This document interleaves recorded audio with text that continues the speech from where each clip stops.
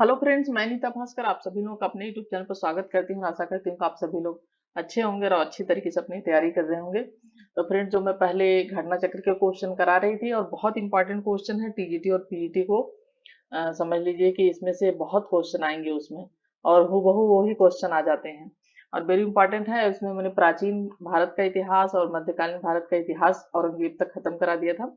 और उसके बाद देखिए मुगल कालीन प्रशासन, और इसमें जो आधुनिक भारत का बच रहा है वो मैं इसको साथ साथ दोनों प्रैक्टिस सेट के साथ साथ आप लोगों को ये कराऊंगी। और इसको आप जरूर पूरी वीडियो देखें, और वेरी इंपॉर्टेंट क्वेश्चन है ये, बहुत ही लाभदायक होंगे आपके टीजीटी और पीजीटी के एग्जाम में हिस्ट्री के। तो चलिए शुरू करते हैं, और वीडियो पसंद आए तो लाइक जरूर करें, कमेंट करें। चैनल को नए हैं अगर आप, चैनल को सब्सक्राइब अवश्य कर लें। और इसकी पीडीएफ भी आपको टेलीग्राम में मिल जाएगी, तो टेलीग्राम चैनल ज्वाइन कर लें। वीडियो के डिस्क्रिप्शन में उसका लिंक दिया गया है, जिससे कि आपको एग्जाम टाइम में पीडीएफ में देखने में आसानी हो, पढ़ने में आसानी हो।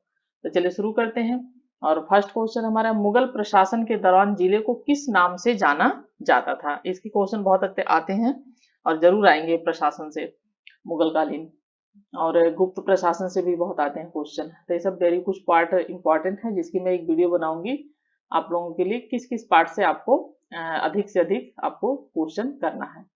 तो चलिए शुरू करते हैं। और मुगल प्रशासन के दौरान जिले किस नाम से जाना जाता था? आहर, बिस्यास, सूबा, सरकार।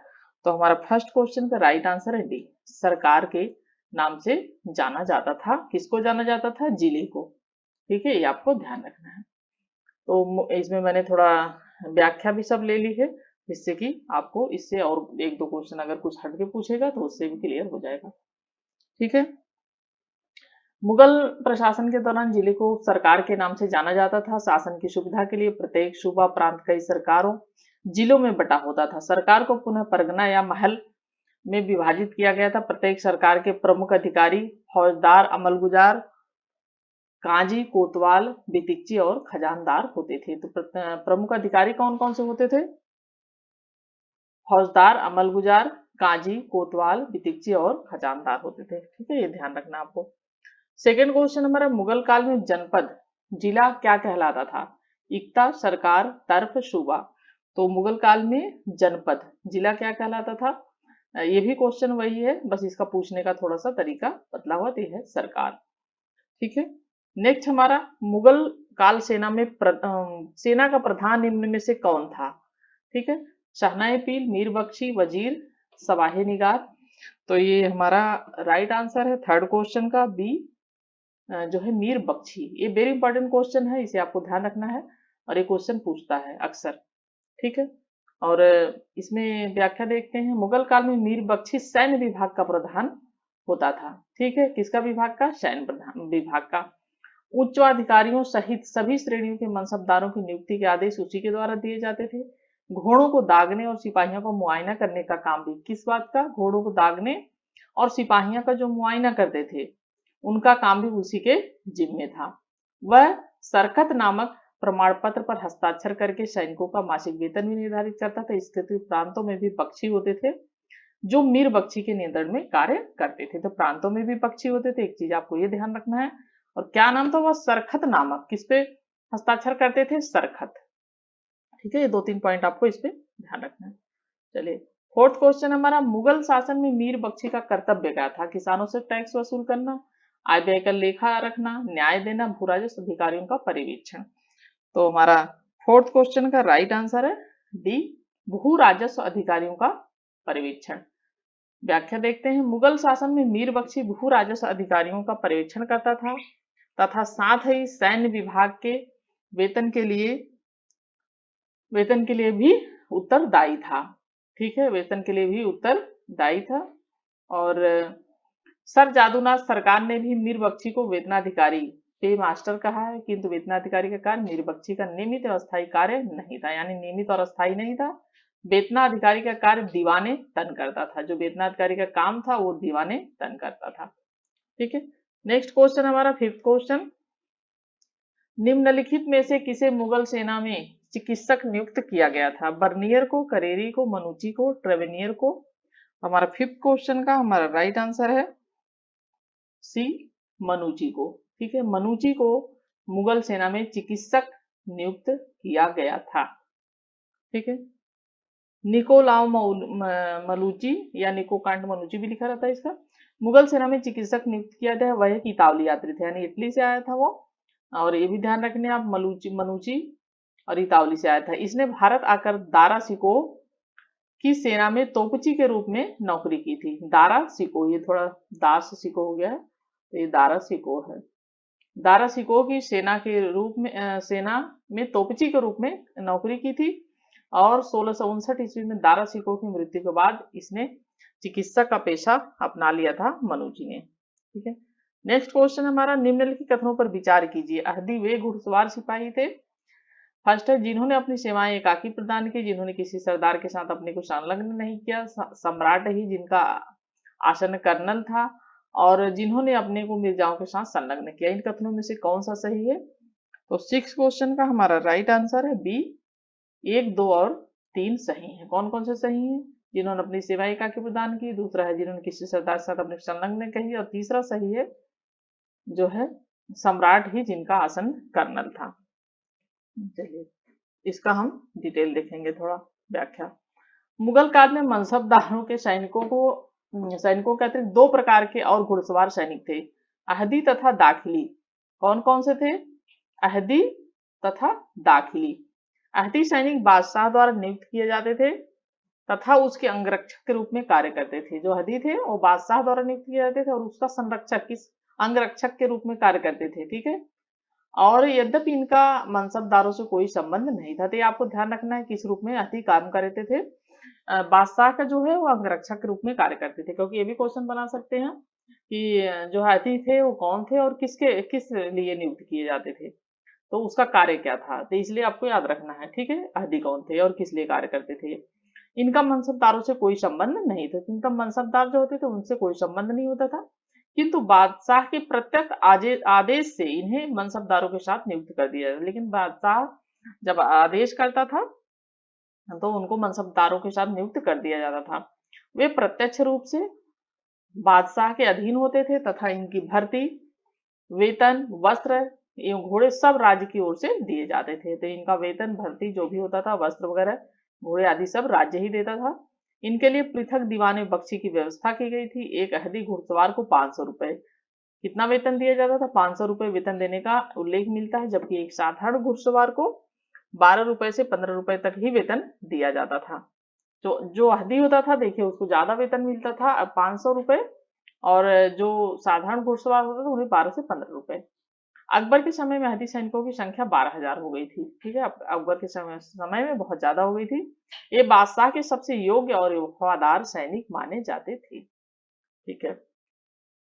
नेक्स्ट हमारा, मुगल प्रशासन में मुहतसिब क्या था? ये भी वेरी इंपॉर्टेंट पॉइंट है और ये क्वेश्चन आता रहता है, पूछा जाता है हर एग्जाम में। तो सेना अधिकारी, विदेश विभाग का मुख्य, लोक आचरण अधिकारी, पत्र व्यवहार विभाग का अधिकारी, मुहतसिब कौन होता था? हमारा राइट आंसर है 7 का सी, लोक आचरण अधिकारी होता था मुहतसिब। ठीक है, व्याख्या देख लीजिए। मुगल प्रशासन में मुहतसिब जन आचरण के निरीक्षण विभाग का प्रधान था। उसका कार्य सार्वजनिक आचरण को शुद्ध बनाए रखना था। आचरण को शुद्ध बनाए रखने के लिए अकबर ने नगरों में मदिरा की बिक्री तथा वेश्याओं का निवास निषिद्ध घोषित कर दिया था। अकबर ने वेश्याओं को नगर से निष्कासित कर एक नए स्थान पर बसाया था और उसका नाम क्या रखा था? शैतानपुरी। ये भी क्वेश्चन आया हुआ है और एग्जाम में, तो इसलिए आपको याद रखना है कि वो नगर से जब निष्कासित किया था, नए जगह पर जब बसाया तो उसका नाम क्या रखा था? तो उसका नाम उसने रखा था शैतानपुरी। ठीक है। नेक्स्ट है, मध्यकालीन भारत में मनसबदारी प्रथा खास तौर पर इसलिए चालू की गई थी ताकि सेना में भर्ती की जा सके, राजस्व संग्रह में सुविधा हो, धार्मिक सामंजस्य सुनिश्चित हो, साफ सुथरा प्रशासन लागू हो सके। तो 8 क्वेश्चन का राइट आंसर है डी, साफ सुथरा प्रशासन लागू हो सके, इसलिए मनसबदारी प्रथा जो है भारत में मनसबदारी प्रथा चालू की गई थी। ठीक है, डिटेल देखते हैं। मनसबदारी व्यवस्था एक विशिष्ट प्रशासनिक व्यवस्था थी जिसका प्रचलन मुगल शासक अकबर द्वारा किया गया था। संभवतः दशमलव प्रणाली पर आधारित मंगोलों की सैन्य व्यवस्था ही जिसकी कुछ छाप दिल्ली सल्तनत के सैन्य संगठन पर दिखाई पड़ती है। मुगलों की सैन्य व्यवस्था का आधार रही होगी दिए गए विकल्पों में मनसबदारी प्रथा लागू करने का मुख्य उद्देश्य साफ सुथरा प्रशासन को लागू करना था। ठीक है। नेक्स्ट है हमारा, निम्नलिखित बातों में से कौन एक मनसबदारी व्यवस्था के विषय में शर्त नहीं है। इसमें 33 वर्ग थे, उन्हें मसरूर अथवा सशस्त्र ज्ञान पद प्राप्त होते थे। उनका सवार पद जात पद से अधिक हो सकता था। समस्त कार्यकारी सैन्य अधिकारियों को मनसब प्रदान किए जाते थे। तो 9th क्वेश्चन का हमारा राइट आंसर है सी, उनका सवार पद जात पद से अधिक हो सकता था। ठीक है, डिटेल देखते हैं। मनसबदारी व्यवस्था के अंतर्गत 33 वर्ग थे। ठीक है, ये सही है। उसे मसरूत अथवा सशस्त्र पद प्राप्त होते थे, ये भी सही है। अकबर ने 40वें वर्ष में जाति सवार जैसी दोहरी व्यवस्था लागू की थी। जाति सवार जैसी दोहरी व्यवस्था लागू की थी। जिस मनसबदार से अपने जाति या व्यक्तिगत दर्जे के अनुरूप सवार रखने की अपेक्षा की जाती थी, उसे उसके दर्ज की पहली कोटि में जिससे आधे सवार रखना अपेक्षित था, उसे दूसरी कोटि में, और जिससे आधे से भी कम रखना, जिससे आधे से भी कम रखना अपेक्षित था, उसे तीसरी कोटि में रखा जाता था। ठीक है, तो पहली कोटि में उसके दर्ज की पहली कोटि में जिसे आधे सवार जो आधे रखते थे, और दूसरी कोटि में जो आधे से कम रखते थे, और तीसरी कोटि में उसे रखा जाएगा जो आधे से भी कम रखते थे। ठीक है, चलिए, इस व्यवस्था में सैनिक और असैनिक अधिकारियों का ही एक सेवा समर्थ, जो अधिकतर सरकारी सेवा में निम्नतम सोपान पर प्रवेश करके अमीर या अमीर उम्दा के दर्जे के ऊपर आने की आशा कर सकते थे। ठीक है, 10th क्वेश्चन है, मुगल मनसबदारी व्यवस्था के बारे में निम्न कथनों पर विचार कीजिए, नीचे दिए कोड से सही उत्तर चुनिए। जाते एवं सवार पद प्रदान किए जाते थे। मनसबदार आनुवंशिक अधिकारी होते थे। मनसबदारों के 3 वर्ग थे। दीवान कार्यालय द्वारा इनको वेतन दिया जाता था। 10th क्वेश्चन का राइट आंसर हमारा है जो है डी। ठीक, केवल 1 एवं 3 सही है। डी है हमारा राइट आंसर। यानी हमारा कौन सा सही है?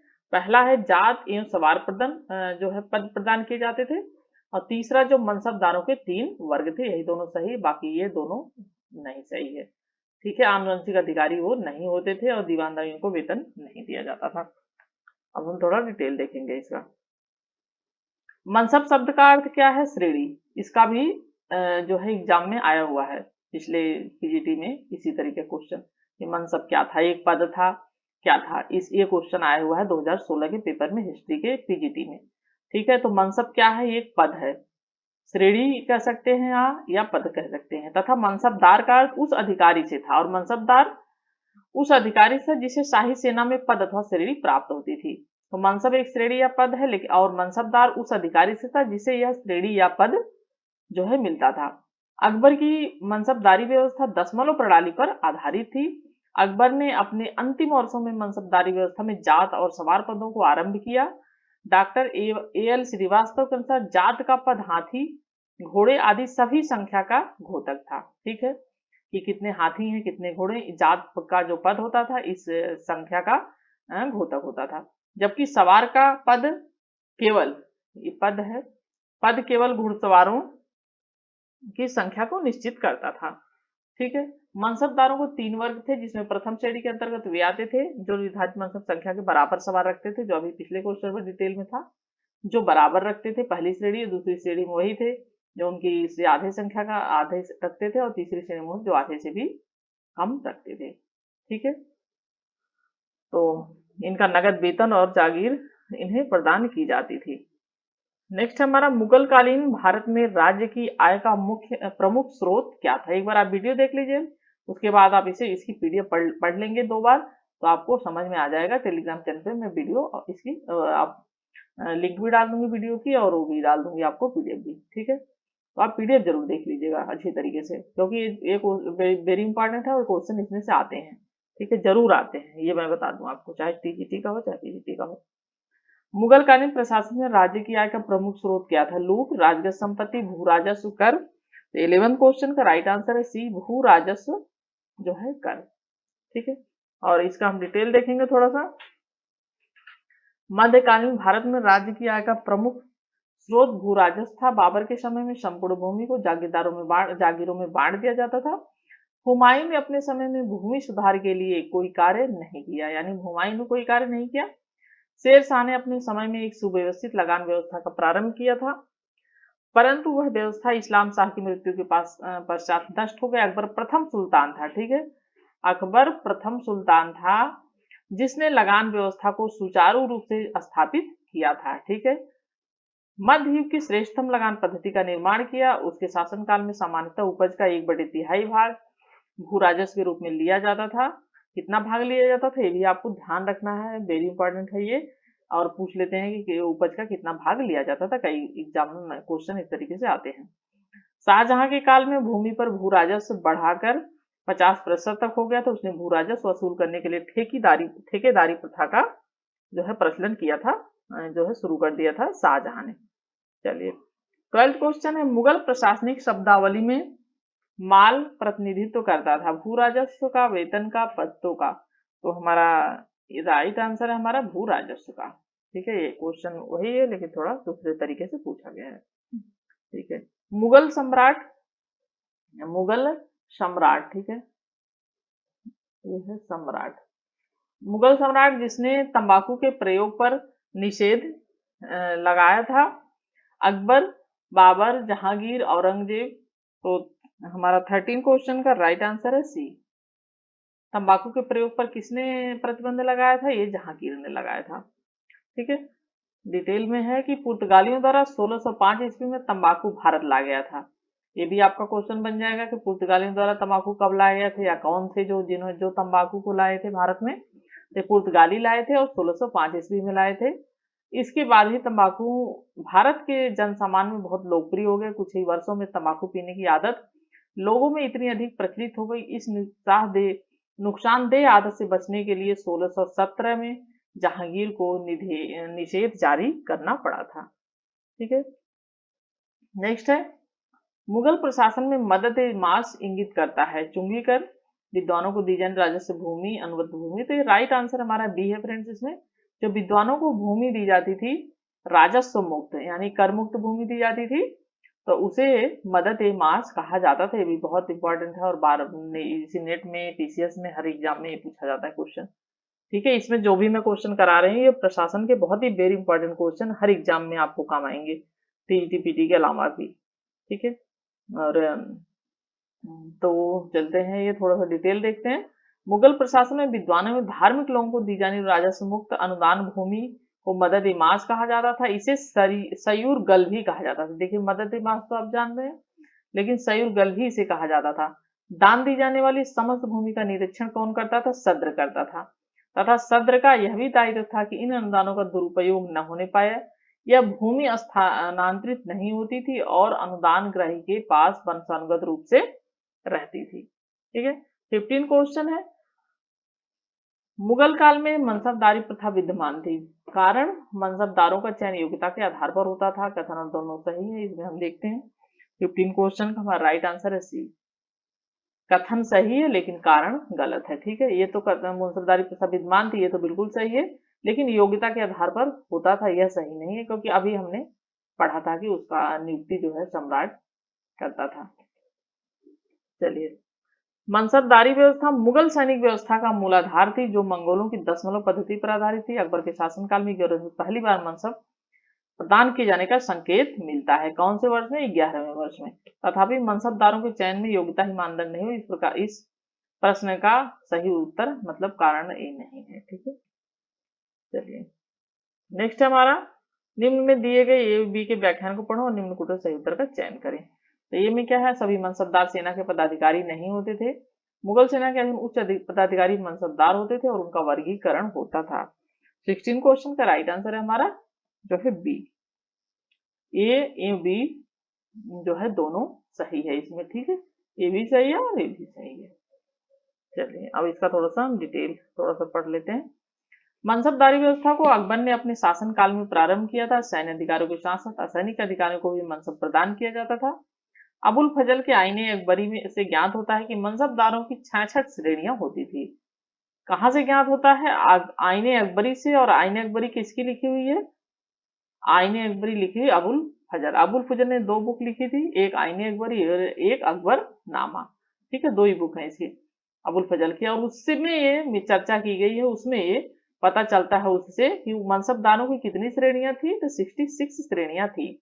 यह श्रेणियां 10 से लेकर 10,000 तक होती थी, परंतु इस व्यवस्था के अंतर्गत केवल 33 श्रेणियां प्रचलित थी इस व्यवस्था के अंदर। ठीक है, तो आप देखिए इसमें अबुल फजल की 2 बुक है, अकबरनामा, आईने अकबरी। तो आपको डिटेल से थोड़ा सा और क्वेश्चन भी आपके तैयार हो जाते हैं।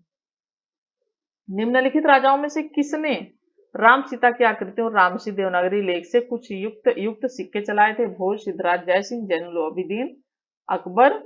तो हमारा 17 क्वेश्चन का राइट आंसर है डी, अकबर।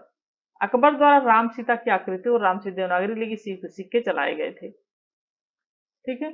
मुगल शासन में तांबे का सिक्का कहलाता था रुपया, दाम, टका, संसी। तो तांबे का सिक्का क्या कहलाता था मुगल काल में? राइट आंसर हमारा है जो है दाम। ठीक है, मुगल शासन में तांबे का सिक्का जो कहलाता था उसे दाम कहा जाता था, तांबे के सिक्कों को। मुगल काल में टकसाल के अधिकारी को दरोगा कहा जाता था। ठीक है, डिटेल में देखिए क्या कहा जाता था। टकसाल का जो अधिकारी होता है दरोगा कहा जाता है। टकसालों में सोने, चांदी और तांबे के सिक्के ढाले जाते थे। चांदी का सिक्का रुपया कहलाता था। आपको ये मेन पॉइंट है। और मुद्रा से इससे भी संबंधित आते हैं, मुद्राओं से संबंधित क्वेश्चन। तो चांदी के सिक्के को रुपया कहा जाता था। ठीक है, दाम अकबर द्वारा चलाया गया तांबे का सिक्का था। दाम क्या था? तांबे का सिक्का था जो रुपए के 40वें भाग के बराबर होता था। डिटेल जरूर आप 2 बार पढ़ लें। ठीक है, नेक्स्ट क्वेश्चन हमारा और लास्ट क्वेश्चन है। मध्यकाल में बटाई शब्द का अर्थ था धार्मिक कर, लगान निर्धारण का तरीका, धन कर, संपत्ति कर। तो 19 क्वेश्चन का हमारा राइट आंसर फ्रेंड्स बी, लगान निर्धारण का तरीका। बटाई जो था वो लगान निर्धारण का एक तरीका था। और हम थोड़ा सा इसमें डिटेल पढ़ लेते हैं। और मध्यकाल में बटाई शब्द तात्पर्य लगान निर्धारण की पद्धति जिसमें वास्तविक उपज का बंटवारा राज्य और कृषक के बीच होता था। तो किसके बीच होता था बंटवारा? राज्य और कृषक के बीच होता था। शेरशाह सूरी ने लगान निर्धारण के लिए 3 प्रणाली अपनाई थी, नस्क्या मुक्ताई अथवा कनकूद, ठीक है, नगदी अथवा जब्ती, नगदी या फिर जब्ती, और गल्ला बख्शी या बटाई। बटाई 3 प्रकार की होती थी, खेत बटाई, लंक बटाई एवं रास बटाई। ठीक है, 3 तरह की बटाई की जाती थी। और ये 19 क्वेश्चन है और एक एक क्वेश्चन इसमें से बहुत ही इंपॉर्टेंट है। तो आपको ये सारे क्वेश्चन जो भी है 19 क्वेश्चन इसे आपको रट लेना है, क्योंकि इसमें से क्वेश्चन आपको जरूर देखने को मिलेंगे। और वीडियो पसंद आए फ्रेंड्स तो लाइक जरूर करें, कमेंट करें, अच्छी लगती है वीडियो तो। और जो लोग चैनल पर नए हो चैनल को सब्सक्राइब अवश्य कर लें। Thank you friends, thank you for watching video, thank you.